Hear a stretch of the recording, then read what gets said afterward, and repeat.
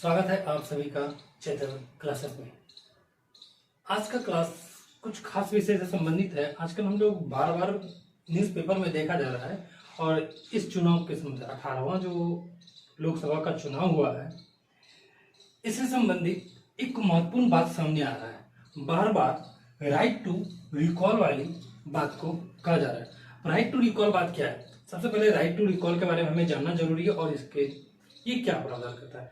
Right to recall एक ऐसी प्रावधान है जो किसी भी निर्वाचित सरकार, जो कि निर्विरोध जनप्रतिनिधि द्वारा चुनी गई सरकार है, उसे 5 साल के कार्यकाल से पूर्व पहले हटाने की व्यवस्था है। जैसे कि कोई भी क्षेत्र में कोई चुन के जनप्रतिनिधि जाते हैं, वे जिस वादे को लेकर के सत्ता में आए, जिस वादे को लेकर के वे शासन में आ रहे हैं, वे अगर इस चीज को लागू नहीं करते, वे अगर अपने वादे पे खरे नहीं उतरते, उन्हें 5 साल से पहले ही राइट टू रिकॉल के आधार पर हटाया जा सकता है जनता के द्वारा। चलिए, यही है राइट टू रिकॉल। अब इसके बारे में हम लोग थोड़ा सा विस्तार से जानने की कोशिश करेंगे कि राइट टू रिकॉल को क्या कहा जाता है, पूरा बात आखिर क्या है।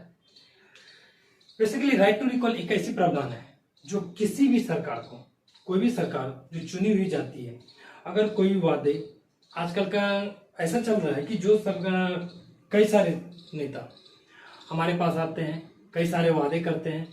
चुनाव के समय तो वो बड़ी बड़ी बातें करते हैं कि गरीबी को मिटाने के लिए, भूख को मिटाने के लिए, हमारे शिक्षा व्यवस्था के लिए, हमारे कॉलेज में अच्छे सड़कों के निर्माण के लिए, अच्छी तरीके से कार्य लागू करने के लिए वो क्या क्या काम करेंगे। लेकिन देखा जाता है जैसे ही चुनाव प्रक्रिया खत्म होती है, रिजल्ट जारी हो जाता है, कुछ समय बाद वो विलुप्त हो जाती है। ऐसा लगता है कि एक डायनासोर प्रजाति जैसा हो जाता है 5 साल के लिए। समझिए 5 साल में वो दिखता है। उससे पहले जब चुनाव आता है, वो भारी एकदम भीड़ के साथ जनता से मिलना, जनता से संवाद करना, एकदम अलग अलग शहरों में जाकर के रैलियां करना, रोड शो करना रहता है। लेकिन जैसे ही वो जीत जाते हैं, वो इन सभी बातों से मुकर के वो कहीं ऐसे विलुप्त हो जाते हैं जैसे कि पता ही नहीं चलता कि कोई था भी, कोई प्रतिनिधि था जिसे हमने चुना। कई बार हमारे सामने एक ऐसा परिप्रेक्ष्य सामने आ जाता है कि इसलिए भी ये होता है कि आज के समय में जो है, जो जनता जिसे पसंद करती है, जैसे कि हमारे बीच से किसी नेता को खड़ा नहीं किया जा रहा है, बल्कि जो मेन ऊपर का जो सरकार है, कई सारे दल है, वो अपने पसंद के अनुसार, अपने पसंद के अनुसार व्यक्ति को खड़ा करते हैं। और जनता के पास ज्यादा ऑप्शन भी नहीं होता है, मजबूरन बस वे उन्हें वोट देते हैं, जिसके बाद वे गायब हो जाते हैं। कई बार देखा गया, ऐसा भी प्रावधान इसलिए कहा जाता है जो क्षेत्र में जिन्हें खड़ा किया जाता है, जिन्हें टिकट दिया जाता है, वे कई बार कुछ पहले से ही उस प्रवृत्ति के नहीं रहते हैं। वे हमेशा अपने दल को खुश करने में लगे रहते हैं, ना कि जिस क्षेत्र से वे चुने गए हैं उस क्षेत्र को उन्हें खुश करने की जरूरत, उस क्षेत्र में काम करने के बजाय वे दल को खुश करते हैं ताकि अगली बार फिर से उसे टिकट प्राप्त किया जा सके। जाहिर सी बात है, जब हमारे पास ऑप्शन ही नहीं रहेगा, जब हमारे पास कोई अदर पार्टी का, अदर नेता का, अदर चेहरा हमारे पास नहीं रहेगा, हम किस आधार पे नहीं किसी को मतदान दे सकते हैं। जो हमारी मजबूरी बन जाती है। इसी वजह से आपको मतदान भी कम देखने को मिलता है। अभी बीच 18वां लोकसभा चुनाव जो हुआ, जो 7 चरणों में किया गया, 19 अप्रैल से ये चालू था लगभग ना, तो इसमें भी कम मतदान देखा गया। आखिर क्या वजह हो सकता है कि 2019 की तुलना में यहाँ पे कम मतदान किया गया? ये भी जानने की कोशिश करना हमारा कर्तव्य है। चलिए, राइट टू रिकॉल के बारे में बात करें। राइट टू रिकॉल के बारे में कहा जाता है कि ये कोई पुराना मामला नहीं है। ये जो है भारत में ही नहीं, पूरे विश्व में लगभग कई सदियों से चला आ रहा एक मामला है। अगर विश्व के संबंध में बात करें तो 1903 में, कब? 1903 में एथेनियन साम्राज्य द्वारा इसे लाया गया था। वहीं इसके बाद देखते हैं कि 1903 के बाद 1908 के आसपास, 1908 में अमेरिका के लॉस एंजलिस में, याद रखिएगा 1908 में कहा, अमेरिका के लॉस एंजलिस में, कहां पे?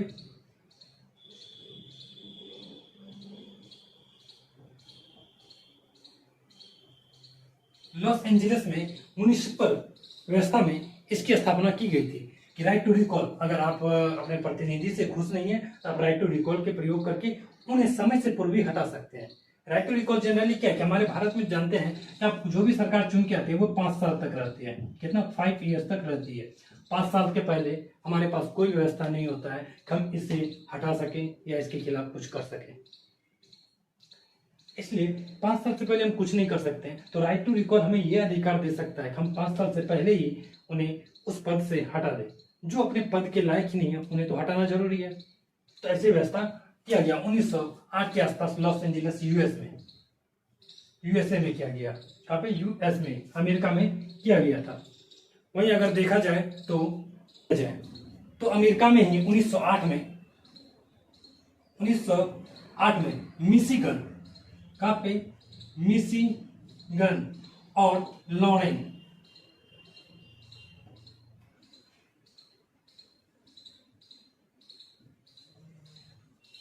लॉरेंगन में भी ये व्यवस्था की गई थी। यहाँ पे माफ कीजिएगा कि 1908 में लॉरेंगन में, एथेनियन में प्राचीन समय में किया गया था। प्राचीन समय का बात है ये एथेनियन में प्राचीन। और 1903 में अमेरिका के लॉस एंजलिस में व्यवस्था की गई थी। और 1908 में मिशिगन और लॉरेंगन में भी ये व्यवस्था आधिकारिक तौर पे जनता को दिया गया था, तो वो अपने राइट टू रिकॉल की व्यवस्था कर सके। वहीं भारत में अगर देखा जाए तो भारत में ये व्यवस्था आज नया नहीं है, ये बहुत ही पुराना व्यवस्था रह चुका है। भारत में पहले राजा लोग जानते थे, अगर राजा का बेटा लोग योग्य नहीं होता था तो क्या करता था, वो अपने विशिष्ट अधिकारी को, कनिष्ठ जिसे कहा जाता था, उन्हें या फिर अन्य अधिकारी को सत्ता सौंप देते थे। उन्हें राज्य का सत्ता सौंपते थे, वे राज्य को चलाते थे। उसी प्रकार से भारत के संविधान के निर्माण के आसपास भी देखा जाता है। एम एन रॉय, याद रखिएगा कौन? एम एन रॉय ने 1944 में यह प्रस्ताव रखा। 1944 में राइट टू रिकॉल का प्रस्ताव रखा। उस समय में इसे लागू नहीं किया गया। इसे क्या कहा गया कि ये अभी लागू नहीं किया जा सकता है, क्योंकि कई सारे इसमें अवांछनीय तत्व विद्यमान है। इसके बारे में हम बात करेंगे, पहले जान ले क्या क्या हुआ था। एम एन रॉय ने जब 1944 में यह बात रखी, इसे खारिज कर दिया गया, लागू नहीं किया गया। बीते कुछ समय बाद जब समय बीतता गया तो जयप्रकाश नारायण ने इसकी वकालत की थी। 1974 में जेपी नारायण की वकालत में एक था चंद्रप्पन, सी के चंद्रप्पन, जयप्रकाश नारायण की वकालत में सी के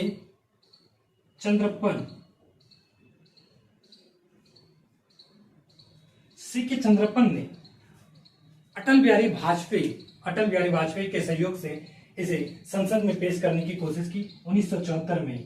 इसे भी 1974 में पेश करने किया गया।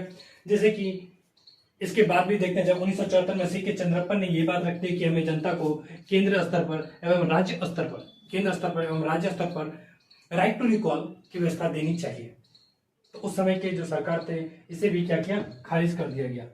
फिर कुछ समय बाद, अभी हाल ही में कुछ समय पहले 2017 में, कब? 2017 में, याद रखिएगा 2017 में कौन? वरुण गांधी। कौन करते हैं?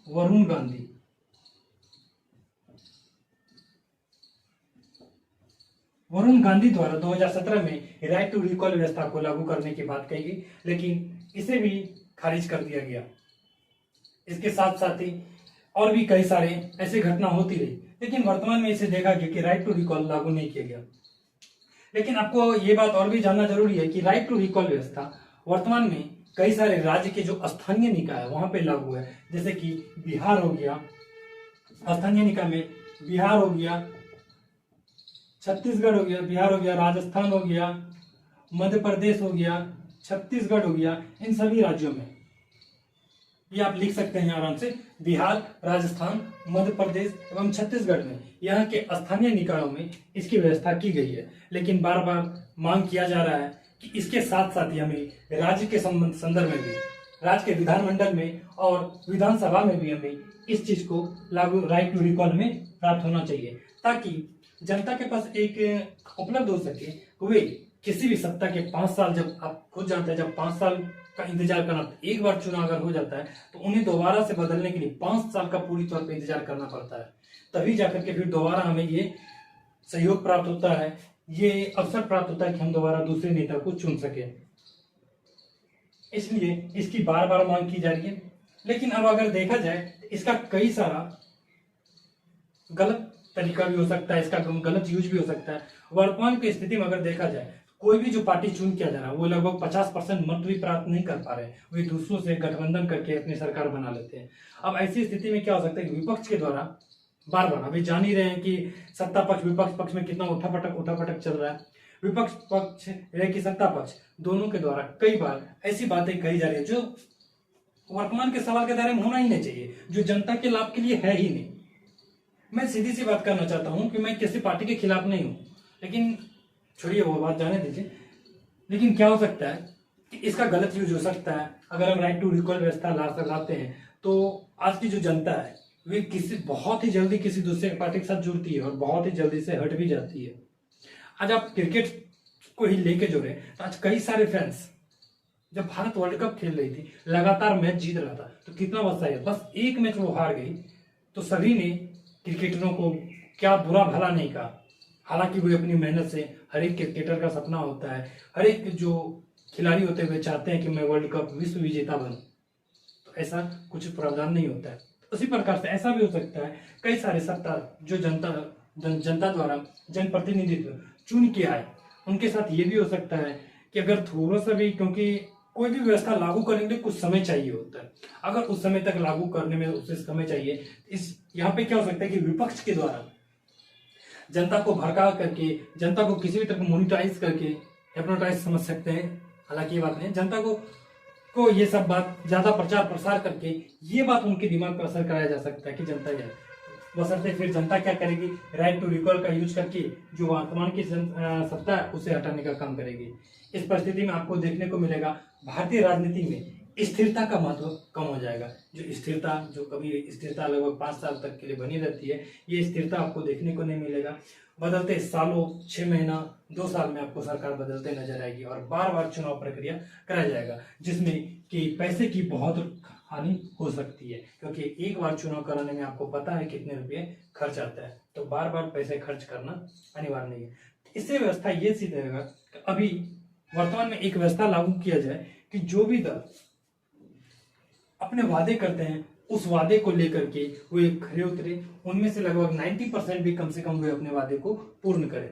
इस व्यवस्था को लागू करना चाहिए और साथ ही साथ नियम शासन कानून का व्यवस्था लागू करना चाहिए और अशिक्षित व्यवस्था को भी यहाँ पे फैलाया जा सकता है। अगर किसी के पास राइट टू रिकॉल है, जैसे कि जनता शिक्षित नहीं है, तो शिक्षित न होने के कारण से बार बार इसका प्रयोग करेंगे।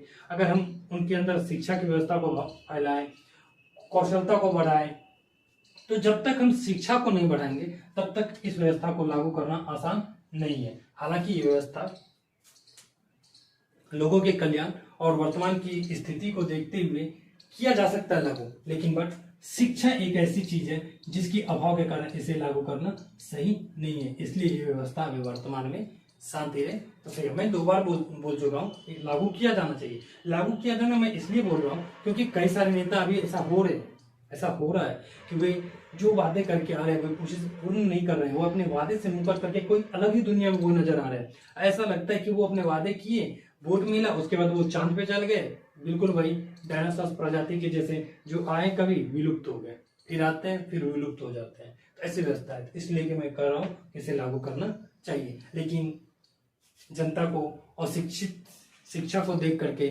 लगता है कि अभी इस पे थोड़ी सी विचार विमर्श किया जाना चाहिए और इसे लागू करने के लिए अभी समय है। याद रखिएगा, ये जो टॉपिक है अगर आप इसे आराम से सुनिएगा तो आपको कई सारे एग्जाम्स के मेंस प्रोस्पेक्टस से लिखने में काफी मदद आपको करेगी। साथ ही साथ आपको 1 लाइन एग्जाम में भी पूछा जा सकता है कि सबसे पहले राइट टू रिकॉल की व्यवस्था कहाँ लागू किया गया था। आप इसे एथेनियन प्राचीन समय के लिए बोल सकते हैं और 1903 में लॉस एंजलिस के म्युनिसिपल में इसे लागू किया गया था। वहीं इसके अगर भारत के परिप्रेक्ष्य में देखें, इसका प्रस्ताव सबसे पहले कौन लाए थे, तो 1944 में एम.एन. रॉय के द्वारा इसका प्रस्ताव लाया गया था। तो ये बहुत ही जरूरी बात है, 1944 में एम.एन. रॉय के द्वारा लाया गया था। उसके बाद कई बार 1974 में जयप्रकाश नारायण जेपी नारायण के सहयोग से इसकी अध्यक्षता वकालत की गई थी। साथ ही साथ सीके चंद्रप्पन ने भी इसे लोकसभा में मांग की 1974 में ही, या किनकी मदद से, अटल बिहारी वाजपेयी के सहयोग से इसे लागू करने की कोशिश की थी, जो कि लागू नहीं हो पाया। धन्यवाद फ्रेंड्स, उम्मीद है कि आपको ये क्लास समझ में आया होगा। मिलते हैं फिर हम लोग अगले क्लास में एक अच्छे से और भी न्यूज के साथ। धन्यवाद।